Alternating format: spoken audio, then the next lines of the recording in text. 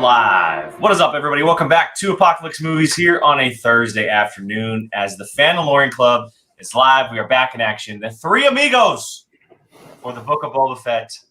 We are here to talk episode 3, The Streets of Mos Espa, of the latest of the Book of Boba Fett series on Disney+. I'm Jake Berlin. I'm one of the hosts here on the channel, and I'm joined today by my fellow Fandalorian Club members, I guess is the best way to call us. Brian Avicino, Gio Ramos. Brian, how you doing today, man? Doing okay? Took the day off for my mental health. Good. Wealth. Yeah. Good. Needed it. So we all need mental health days. Yeah. Absolutely. And it's funny though, because I'm like, I just needed one day, and then just my own selfishness is like, well, this is a 3-day weekend coming up. And I'm like, no. That's not how these work. So yeah, just chilling. Gonna watch probably Eternals later. Cool. There you go. And Gio, how about you, man? I'm good. Thanks for first off for shuffling the time this week. It means a lot for me to be here and happy to be here. Although I don't understand what all the fuss is about with this episode on film Twitter. I mean, I guess it's just is what it is with that app. I'm sure we'll get into it, but yeah. Are you talking? I guess I'll save that question for later. Yeah, you got very. It's kind of ironic that like the one day you needed me to not have the late work dismissal, and it worked out perfectly. Yeah, obviously this is not our regular time here on the Fandalorian Club. We usually do around 5 o'clock, but Gio had somewhere to be at 5, and we love having him on the show because he has a different perspective than Brian and I. Way different perspective. Just because he's not caught up in the whole canon aspect of everything, so it's cool to hear his thoughts. So we want to shuffle things around. Hope it's good for everyone. We see everybody in the chat. John, Sarger, RD, we see you guys. Thank you guys so much for being here. We appreciate it. But let's get into it, fellas. We have episode 3 of 7. 3 of 7. We're nearing the halfway part here on the Book of Boba Fett, and this one was titled The Streets of Mos Espa. And we saw a lot of interesting things in this episode. Less flashback related, which last week's was very flashback heavy. So kind of a little bit of the contrast compared to what we saw last week. Gio, I'll go right back to you, man. Just initial thoughts before we kind of get into specifics here. What did you think of episode 3? Well, going into what I said earlier in the beginning of this episode, I really enjoyed this episode. I did. I love the additions of some of the things that we see in this episode. It brought me back to the guy who's kind of show running this, Robert Rodriguez, and I love that he adds his little touch into this show, essentially. There are some things regarding the flashback that I felt maybe happened a little bit too soon for myself. I was caught off guard, like, oh, we spent quite a big deal of time with certain characters in the flashback, and goodbye, sayonara, I guess. But overall, I found it to be very engaging. Couple of big moments that we'll talk about, and overall, I enjoyed it. I'm enjoying this show so far. And Brian? Yeah. That's all you got to say. Either way. I mean, yeah, I wasn't like, oh my god, greatest episode ever. I mean, last week's is a hard one to follow up. I mean, this one had little sprinkles of moments, but overall, I was just like, okay, next episode, please. Interesting. I think I'm in between both of you. I didn't love it obviously as much as last week's. Last week's is by far the best, in my opinion anyway. I think it's the best we've had so far in the Boba Fett era. Maybe one of the best episodes we've gotten in Star Wars TV. But it's very much like the first episode. I was like on my way up. I'm like, cool. Like didn't love it, but I could see where it's going. Second episode, I'm like peaking, and now I'm like on a slight downhill, but not enough to where I'm like fully falling down. I liked a lot of things inside the episode.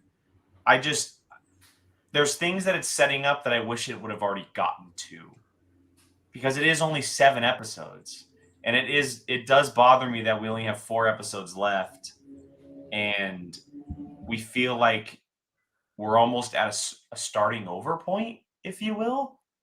Like the first 3 episodes were kind of one thing. Now it feels like it's shifting into something different.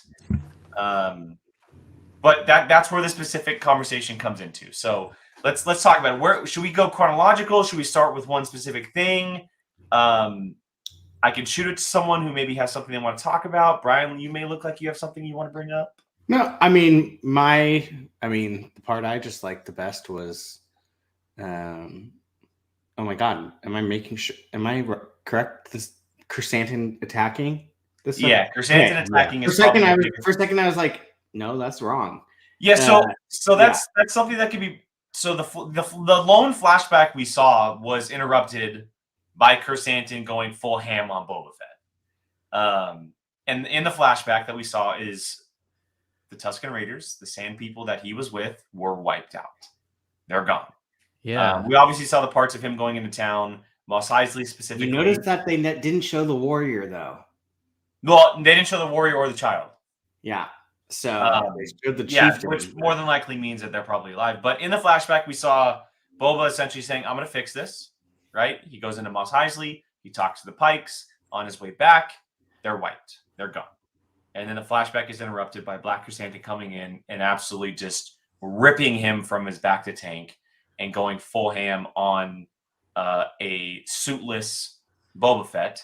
And then his little crew comes in and does their dirty work against Black Chrysanthemum. But before we get to Chrysanthemum, I want to talk about the flashback part because that's obviously the biggest part of all this. And Gio Referson in his little spiel at the very beginning, I was not expecting to see them wiped out so early or as like almost brushed over as it was.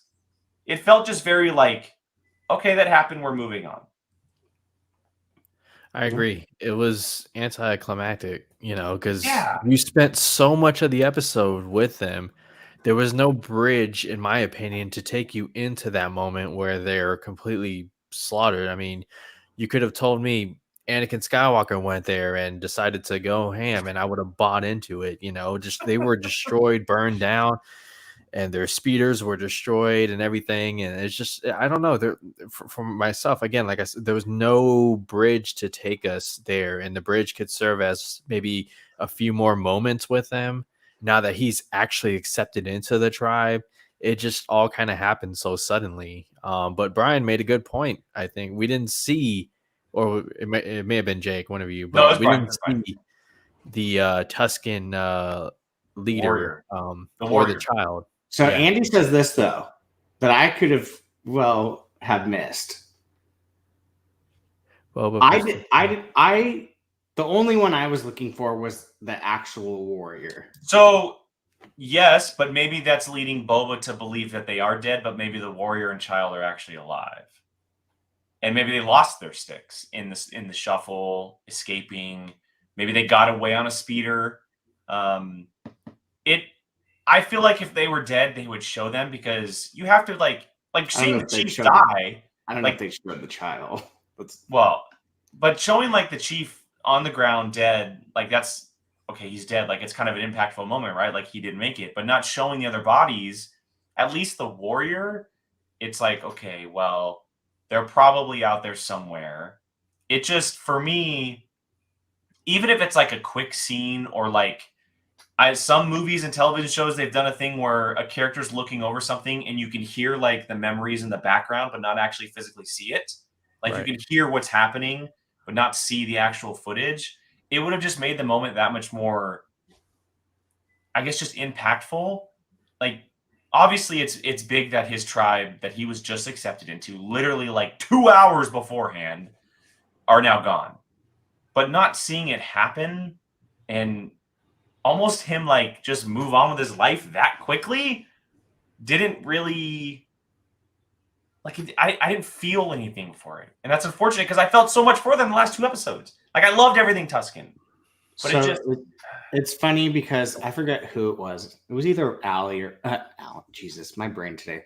Alex or Molly that said the same thing that I thought of when I was watching this. I don't know if anyone else felt that it was like super similar to Luke coming back to the farm and it being destroyed. Like that when I was watching it, like I was just like, this feels almost exactly like it, where it's like the person goes out for a quick second, not thinking anything of it, comes back. Well, I'm The sure it's whole an place- Easter egg to that. I mean, Yeah, the whole place is torched. yeah. It's what they created as a family is now gone. Strikingly similar. Yeah. Yeah. So it was funny because when they said that, I was like, hey, that's what I thought. So, but yeah, I mean, that could have been something that they were aiming for all I know. What's the name of the gang? What The is that? gang? The gang that attacked them. The Power Rangers. Well, okay, yes, but the ones that write the symbols. Do we know the name of them? I don't think we've gotten a name for them. I know. yet. No, there's a name, and Andy. I know Andy's probably gonna put it in the chat. All I know is that every time I see that logo, I think of Justice League because it's like the J and the L like that.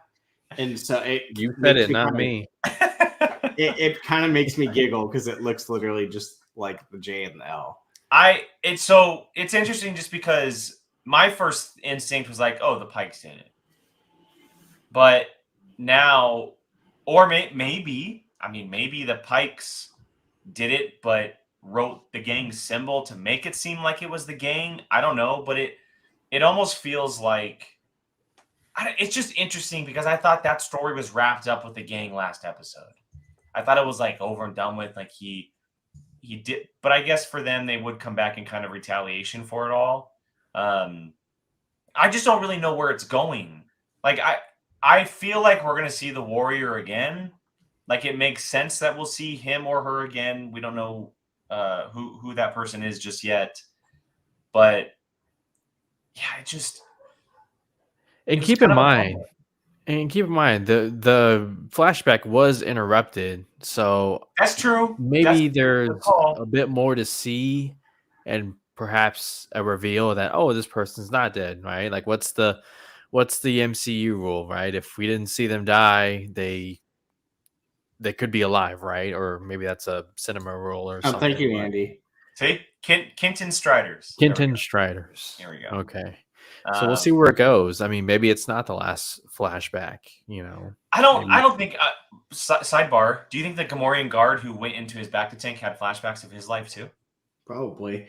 At what point do we have someone guarding the tank? Like honestly. Oh, okay. So this is a question, and it's been posed on a lot of shows. It's been posed all over Twitter, and I get it. But where the hell was Fennec Shand? Right? She's supposed to be like Boba's partner. Maybe when he's in the back to tank, she's on guard. I've seen a lot of people saying, well, maybe she's not as cool and good as we thought she was. Maybe she let Black Chrysanthemum in. Because then all of a sudden she showed up towards the end after Boba got his ass whooped. Like, how did Chrysanthemum get inside the palace? And I get it. He has also worked there in the past. He worked for Jabba. He knows the secrets, in and out, etc. But how did he get in with all of those people there? Not just Fennec, but also that little teenager gang that he hired. I mean, I would. Yeah. Go ahead, Brian. No, I was just gonna say, I think he's pretty sneaky. I think a big black Wookiee is sneaky. Yeah. Stick to the shadows. Stick to the shadows. Right? Like, let's be honest. The biker kids were probably worried about polishing their bikes than they were paying attention. I mean, those things look clean, so probably. Yeah. Very clean. Yeah. But I mean, I would add a little more weight to that question or give it a little more thought if she did not show up at all. Yeah, then fair. I'd be like, okay, what's going on? But I mean, she needs her downtime too. I mean, I don't think she has a back to tank or something, or maybe she does death sticks. Who knows? Well, I mean, we know that from Mandalorian that she's basically got a droid stomach, so maybe she needs a little tune up. Maybe she's doing parts or something. It's kind of ironic now that she is like she's like the teenagers parts, and the teenagers are also droid parted. Yeah. That one guy reminds me of Cyborg, but anyways. I think almost that was kind of the point. I was thinking the same thing. I was like, okay. Okay, so outside the flashback, outside of all that stuff, the fight in general was pretty badass. Chrysanthemum is a beast. Yeah. He knows how to throw people around like no other. Whoever was in that suit, bravo. The roar of him as well is great. I think he sounds awesome. Is this the last time we see of him?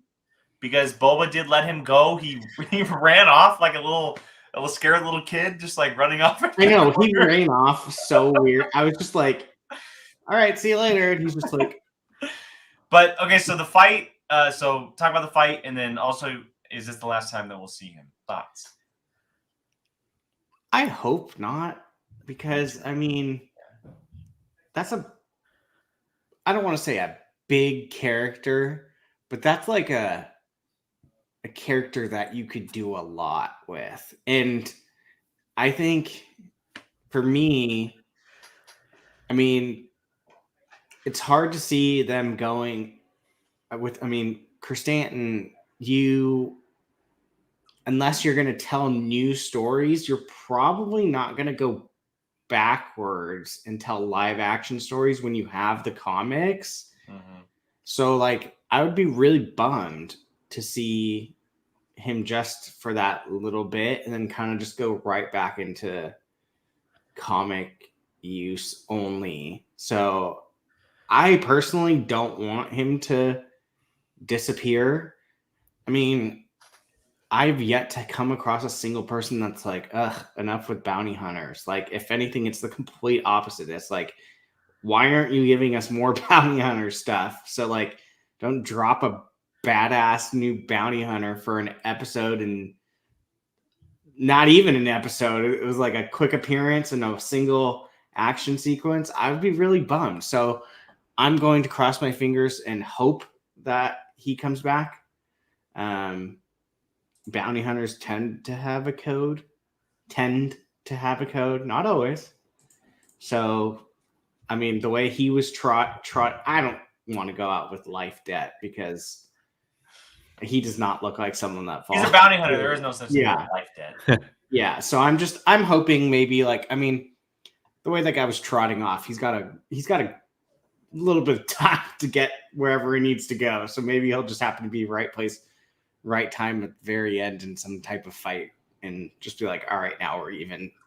I mean, we did see Cobb Vanth in one episode only. I know that it was a very heavy episode with him, but he was just in the one, and then we didn't see him again. So it's very possible. Yeah, it's very possible that him running off into the sunset was the last time we saw him. Other than Tarful and Chewbacca, we've never seen, like. They wouldn't make that suit though unless they were planning on using him in some other. I see, yeah, because that thing is because he really didn't do like a lot. Didn't do a lot. Mm-mm. Yeah, but you could say the same thing for Boba Fett in the original trilogy. I mean, you're not wrong. Yeah, you're not wrong, Gio. You're not wrong. But I mean, I think as far as his appearance goes, whether we'll see it in the future, yes, but I'm okay with his little introduction / moment in this first season, and that's it. He will come back. If he doesn't come back in this first season, I'm okay with that. I have seen enough to know that I want to see more of this character, especially somebody who no clue who he was the previous episode, and that is something that I was thinking too. To someone like Gio, where it's like, this is the first we're meeting him. Like, I would imagine that, and you can correct me if I'm wrong, Gio, that would be like, oh, who's this? And then, like, to just quickly get rid of him, it'd be like, whoa, give me back the dope looking Wookiee. Like, I mean, he's a beast, man. He could take a punch, he could take a stab. He had that like fist with like electricity. It took him, I don't know. It was badass. It was. I think we'll see more of him. He's not done in live action Star Wars by any stretch. So this is obviously jumping ahead, but we know at this point now that the main villain of the Book of Boba Fett is the Pikes. The Pikes Syndicate. They are the bad guys. It took 3 episodes for us to find that out. To me, the direction that it seems to be heading, after learning in this specific episode about the history of Mos Espa exactly, precisely, right? Like, there's 3 families that now own all of Mos Espa, and they're broken up into this after Jabba bit the dust in Return of the Jedi.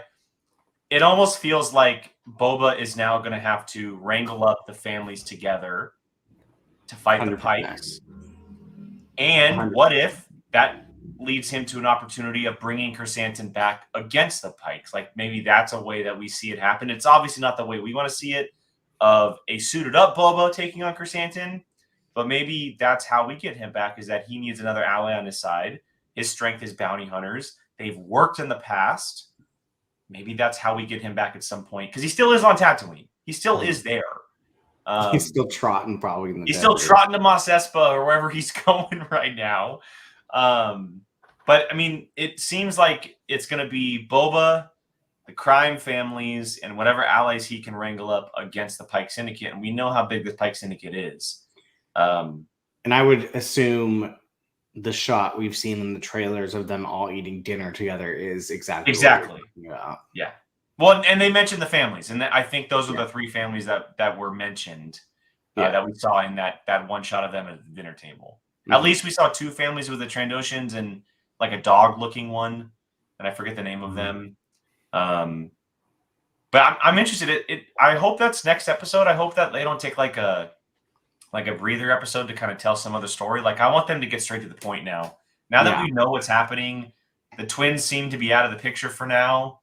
For what we think anyway, like just get to the meat of the story. I want to see kind of how everything works. We saw bits of it towards the end with the mayor's little henchman guy, revealing some secrets about the Pikes and who the mayor is actually working for. And maybe that leads to the owner of the casino and everything kind of else going on in Mos Espa.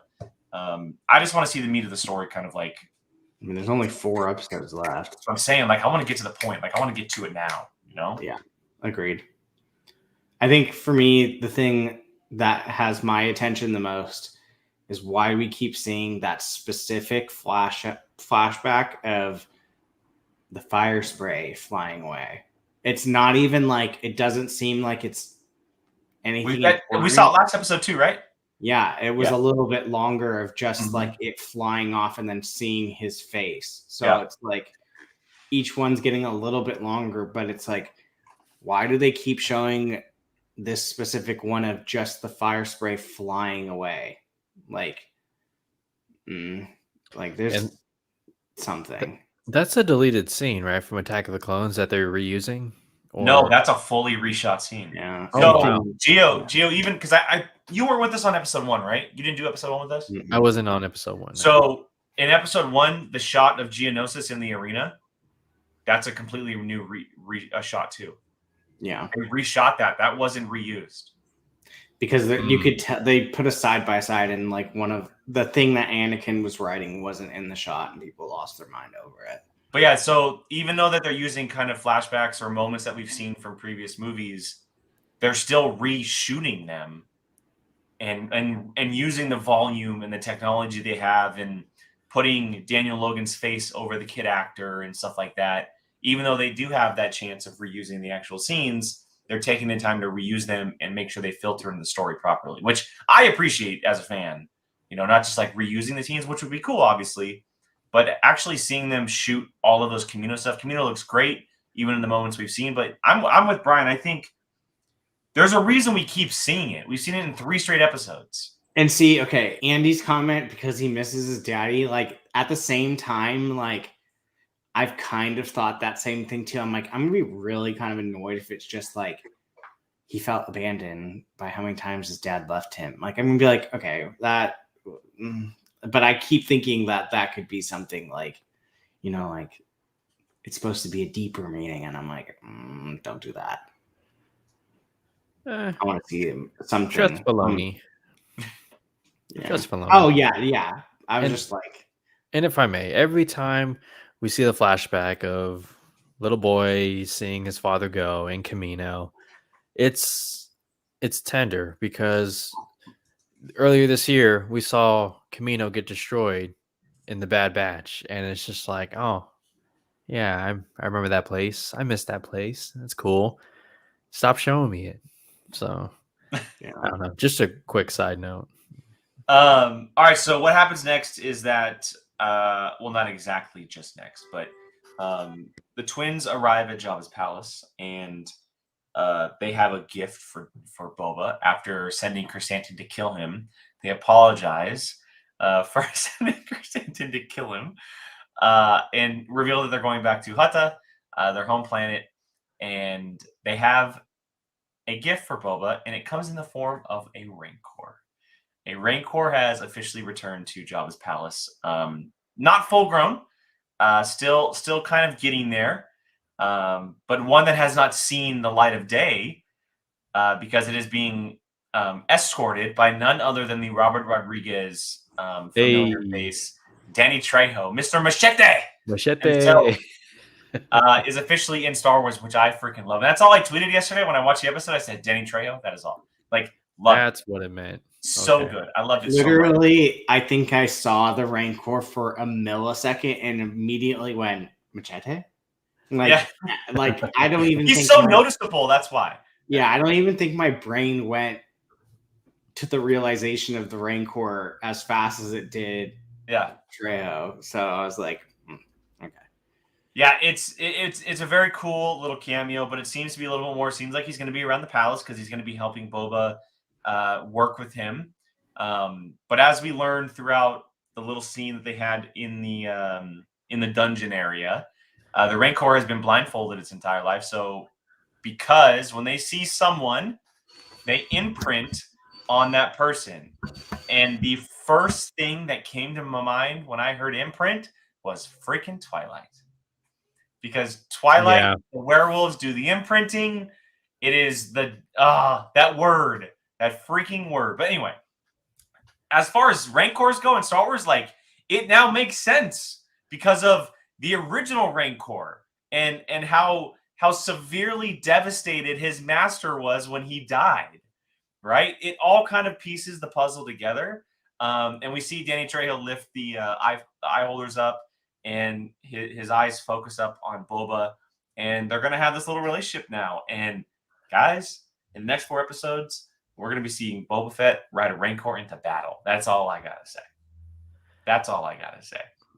He said, train me to ride him. No, I'm with you. I don't know what I want to see more. Do I want to see Boba riding a Rancor, or do I want to see Danny Trejo with either a lightsaber or a machete helping Boba kill? Like, that would be badass, in my opinion. He'll probably have a machete more than he would a lightsaber. I hope it's like an electro staff machete.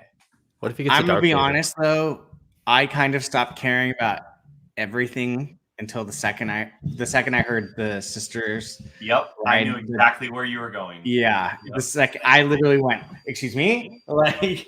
Well, yeah, when he said, the Sisters of Dathomir used to ride them. I'm like, they used to ride Rancors? What? So, Gio, I don't know if you've gotten there in the Clone Wars. The Sisters of Dathomir are like, Asajj Ventress is one of them. Okay. But they're like super assassins dealing with Star Wars magic. It's where, and Dathomir is Maul's home planet. So that's where he's from as well. Which is in magic. That's it's that side of Star Wars. And raising the dead and all. Yeah. Okay. I was just about to put you in the private chat. The freaking cleaning lady is outside, so I'm going on and off with my mic. All good. Okay, so any final thoughts on the Rancor, the palace scene, Danny Trejo, the twins, before we move on to kind of the mayor and the little biker gang that Boba now has on his side? Any final thoughts? No, I had a thought, and then you kept going, and then I thought about other things. It's okay. Sorry.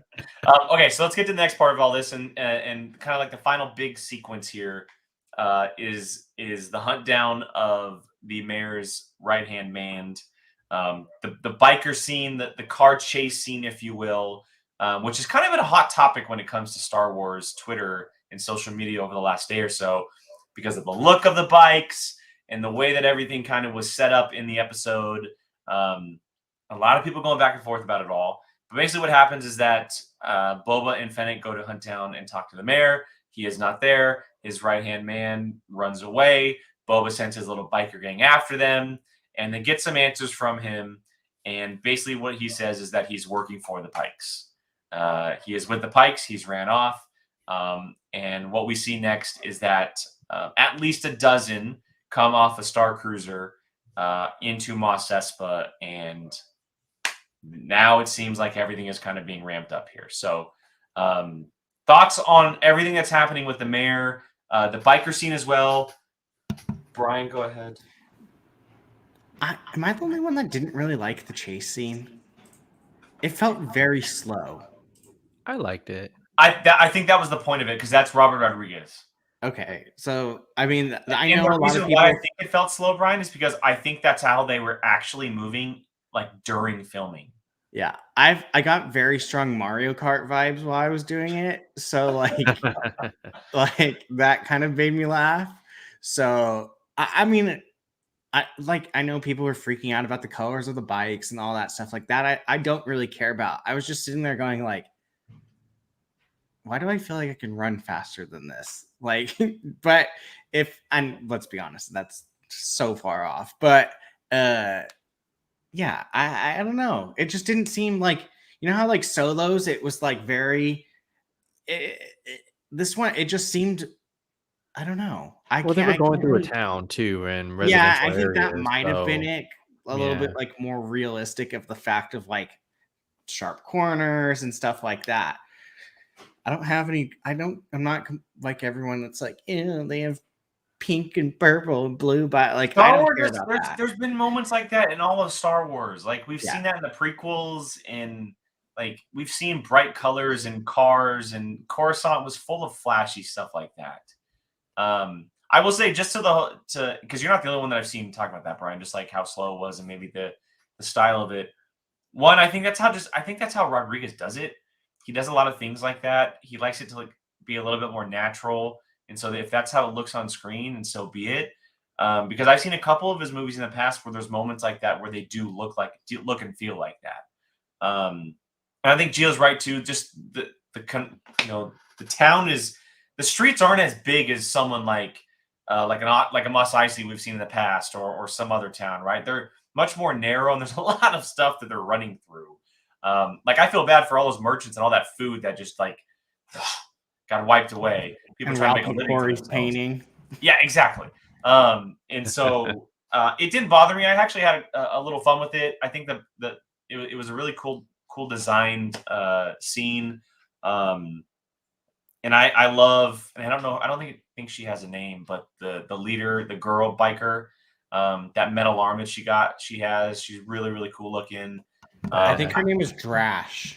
Is it Drash? Drash, yeah, that's Drash.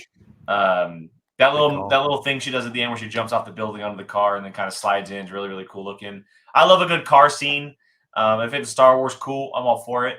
But yeah, I mean, it didn't take me out of it at all, and the colors didn't take me out of it either. Honestly, I saw them, I was like, oh, that's cool. The only thing I will say is that they didn't need to be like red, blue, green, and yellow. They could have been like red and blue or red, blue, and green, but that's just me. So.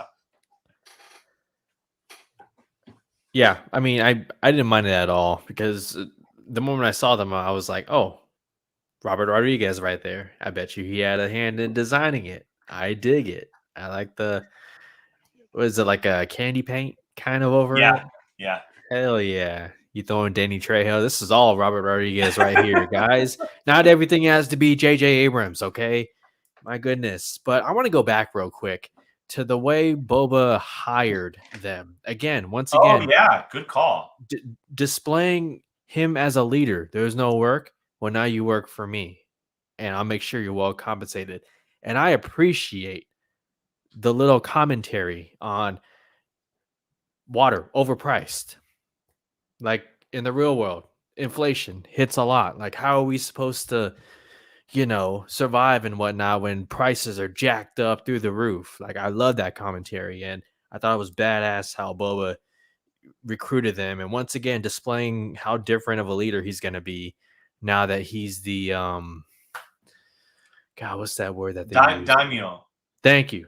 The daimyo. See, you guys are awesome. Yeah, just wanted to point that out. So. I will say though, and again, it didn't take me out whatsoever, but they should not have as flashy bikes as they have if they are fighting and stealing for water. That's all I'm going to say. If they can't afford water, how can they afford bikes? Okay, so Molly and Alex made a very good point. Their guest said that it's very similar to like, so I can't explain it that well, but it was very similar to a time period where like grunge people, they put everything they had into like their one possession before they put it into themselves. So like the water that they probably got was used for their bikes before it was used for them to actually drink. Like the importance of their bikes to them was more important than them actually drinking the water.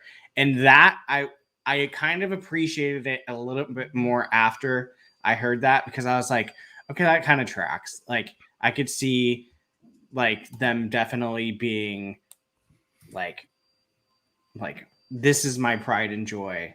Like that's why like we're half robots is less water, so I can put it towards my butt, like that type of stuff. I feel that.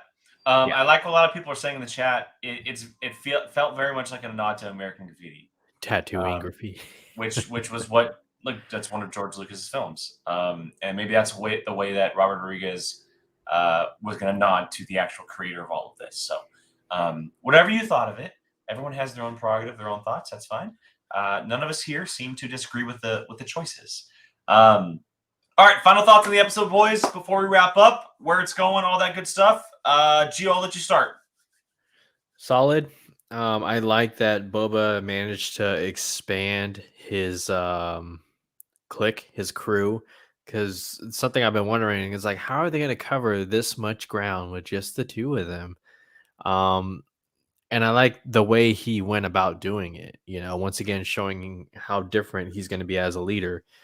Somebody early on talked about respect, right? And whatnot, and being different from the Hutts. So I enjoyed it. I don't think we've seen the last of flashbacks. I think we'll have more, but I wouldn't be surprised if it's heavily focused on present day with minor little flashbacks here and there. So yeah. Brian? Yeah, just give me more. I'm actually digging the flashbacks, I think, more than the live, just kind of digging into that whole thing. More Black Chrysanthemum, please. And thank you. But yeah, I'm curious. I mean, there's 4 episodes left, so like I can't imagine there's going to be much like extra just like fillery type stuff. Like you got to get into the meat if you're in 4 episodes left. So curious to see where that goes. I agree. I want the heart of everything now that we know that the Pikes are the bad guys. Now that the Hutts are kind of out of the picture. Now that he kind of has a little crew with him, we got to get to it all. But like Brian said, we have 4 episodes left. We're basically halfway through. We got to be able to get to the magic of this series, and it's really got to bring us in. And every episode has to bleed into one another.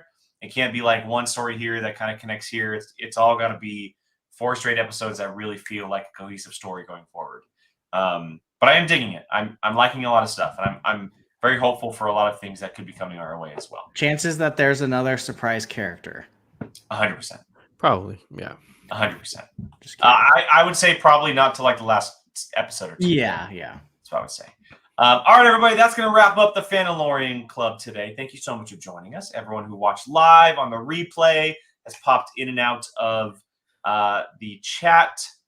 Andy. Next episode directed by Bryce Dallas Howard. Oh, okay. Ooh. She has not directed a bad Star Wars episode yet. That leaves me excited. That leaves me very, very excited. All right, cool. I'm in. All right. For Brian and you and myself, we are a Fandalorian Club on Apocalypse Movies. Make sure you guys are joining us each and every week, not just here on this, but also on Apocalypse Now, which is every Tuesday at 7 o'clock Pacific. We're doing 4 more of these, everyone. 4 more episodes of Fandalorian Club. Make sure you join us every week. Hit us up on our socials. Hit us up on our YouTubes. Hit us up everywhere you can find us. But for now, we are the Fandalorian Club, and we'll catch you guys next week. Bye, guys.